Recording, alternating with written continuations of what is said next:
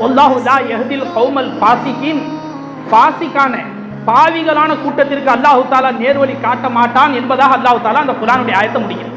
என்ன சொல்கிறான் நண்பர்களே?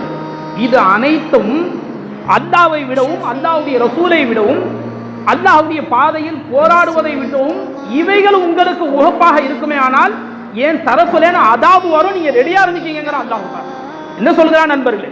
இது அனைத்தையும் விட அல்லாஹ்வும் ரசூலும் உங்களுக்கு உகப்பாக இருக்க வேண்டும். நீங்கள் அல்லாஹ்வையும் ரசூலையும் உங்கள் மனைவி மக்களை விட, உங்கள் பெற்றோர்களை விட, நீங்கள் பெற்றெடுத்த பிள்ளைகளை விட, உங்களுடைய வீடு வாசல் காரு பங்களா வியாபார ஸ்தலங்கள் இவைகள் அனைத்தையும் விட அல்லாஹ்வையும் ரசூலையும் நீங்கள் நேசிக்க வேண்டும் என்பதை அல்லாஹ் தாலா சொல்கிறார்.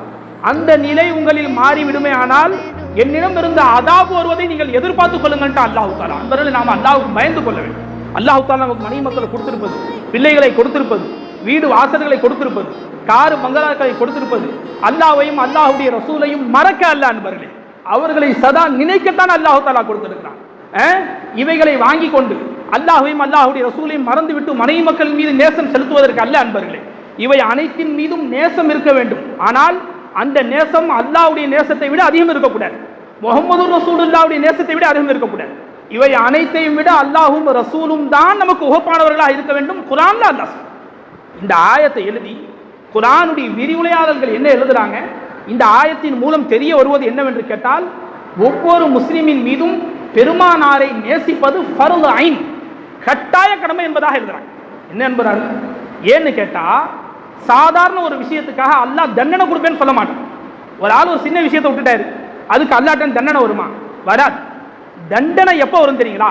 ஃபர்த விட்டா தண்டனை வரும், ஹராமான விஷயங்களை செஞ்சா தண்டனை வரும். தண்டனை சாதாரணமா வராது. அல்லாஹ் என்ன சொல்றான், இத்தனை விஷயங்களை விடவும் அல்லாஹ் ரசூலை விட உங்களுக்கு இவைகள் உகப்பாக இருந்தால் தண்டனை வரும், எதிர்பாருங்கிற அல்லாஹ் தாலா இந்த ஆயத்தை வைத்து சொல்கிறார்கள்.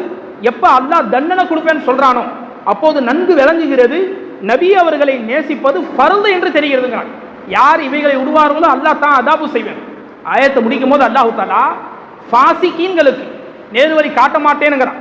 இது ஒரு ஆதாரம்.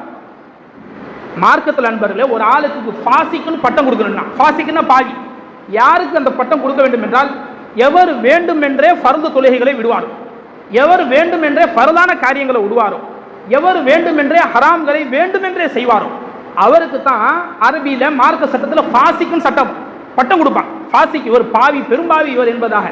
அப்ப அல்லாஹ் என்ன சொல்றான், எந்த கூட்டம் அல்லாஹ் ரசூலை விட இவைகளை நேசிக்குமோ அவர்களை ஃபாசிக்குன்னு அல்லாஹ் தஆலா சொல்றாங்க.